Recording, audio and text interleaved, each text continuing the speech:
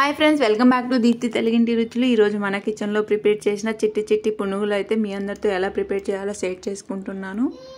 ఈ పునుగులను ఇడ్లీ పిండితో ప్రిపేర్ చేసినవి. సాయంకాలం మనం వేడివేడిగా వీటిని ప్రిపేర్ చేసుకొని తిన్నామంటే చాలా టేస్ట్గా ఉంటాయి. మరి లేట్ చేయకుండా ఎలా ప్రిపేర్ చేయాలో చూసేద్దాం. చూసే ముందు మన ఛానల్ ఫస్ట్ టైం చూస్తుంటే ప్లీజ్ సబ్స్క్రైబ్ చేసుకోండి. ఇడ్లీ పిండిని అయితే తీసుకుందాం. ఈ ఇడ్లీ పిండి అయితే ఇడ్లీ చేయగా మిగిలిపోయిన పిండి, వన్ డే బాగా పులిసిన పిండి. ఇడ్లీ పిండితో పునుగులు ప్రిపేర్ చేయాలని ముందుగానే అనుకున్నారనుకో, పిండిని ముందుగానే ఎక్కువగా ప్రిపేర్ చేసుకోండి. ఈ పిండిలో 1 టేబుల్ స్పూన్ బియ్యం పిండిని వేసుకోవాలి. ఇలా బియ్యం పిండి వేసుకోవడం వల్ల పునుగులు అనేవి చాలా క్రిస్పీగా వస్తాయి. అలాగే 2 టేబుల్ స్పూన్ వరకు మైదా వేసుకోవాలి.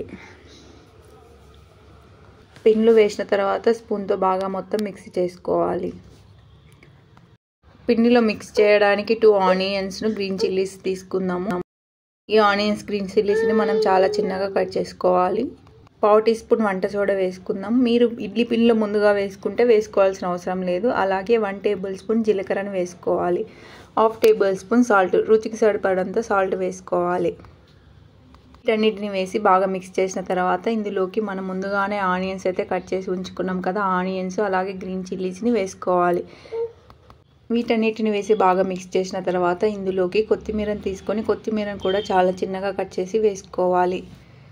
1 or 2 రెమ్మల కరివేపాకును తీసుకొని కరివేపాకును కూడా చిన్నగా కట్ చేసుకొని వేసుకోవాలి. వీటన్నిటిని వేసి బాగా మిక్స్ చేసుకుందాం. పిండినంతా బాగా మిక్స్ చేసిన తర్వాత ఒక 10 మినిట్స్ పాటు ప్లేట్ కవర్ చేసి ఉంచాలి. నాకు ఆల్రెడీ పిండి అనేది బాగా పులిసింది కాబట్టి ఒక 10 మినిట్స్ సరిపోతుంది. లేదా హాఫ్ అన్ అవర్ అయినా నానబెట్టి ఉంచుకుంటే ఇంకా బాగా వస్తాయి పునుగులు అనేటివి. పునుగులు ప్రిపేర్ చేయడానికి ప్యాన్ తీసుకుందాం. ప్యాన్ తీసుకొని అందులో ఆయిల్ వేద్దాం. ఆయిల్ బాగా హీట్ అయిన తర్వాత ఇందులోకి మనం పునుగులను అయితే వేద్దాం. మనమైతే చిట్టి చిట్టి పునుగులను ప్రిపేర్ చేస్తున్నాం కాబట్టి కొంచెం కొంచెం పిండిని తీసుకొని కొద్దిగా ఈ ఆయిల్లో వేసుకోవాలి. పునుగులు ఆయిల్లో వేయగానే ఫ్రై అయ్యి బాగా డబల్ అయిపోతాయి కాబట్టి కొంచెం కొంచెం పిండిని తీసుకొని డ్రాప్ చేసుకోవాలి. మనం వేసే పునుగులన్నీ కూడా రౌండ్ షేప్లో రావాలనుకోండి. వేసేటప్పుడు పైనుంచి కాకుండా ఆయిల్ కొంచెం దగ్గరగా ఉండి వేసుకోవాలి. ఇలా వేయడం వల్ల పునుగులన్నీ కూడా మనకు రౌండ్ షేప్లో వస్తాయి.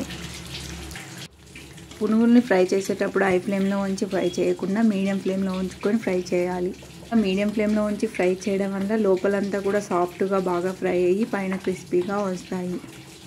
2 సైడ్ టర్న్ చేస్తూ ఫ్రై చేయాలి.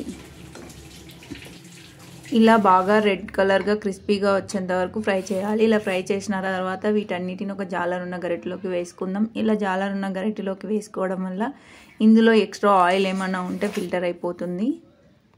ఇలాగే మిగతా వాటన్నిటిని కూడా వేసుకొని ఇలా గోల్డెన్ బ్రౌన్ కలర్ వచ్చేంత వరకు కూడా ఫ్రై చేసుకోవాలి. ఫ్రై చేసి మనం ప్లేట్లోకి హాట్గా సర్వ్ చేసుకోవాలి.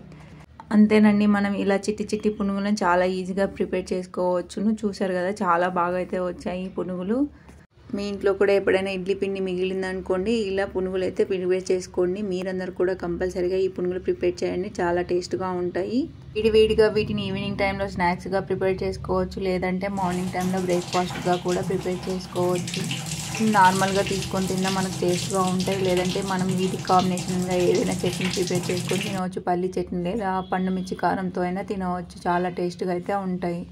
మీకు అందరికైతే ఈ చిట్టి పునుగులు నచ్చాయనుకుంటున్నానండి. నచ్చితే లైక్ చేయండి, కామెంట్ చేయండి, షేర్ చేయండి. మరిన్ని న్యూ రెసిపీస్ కోసం మన ఛానల్ ఫాలో అవ్వండి. Thank you for watching.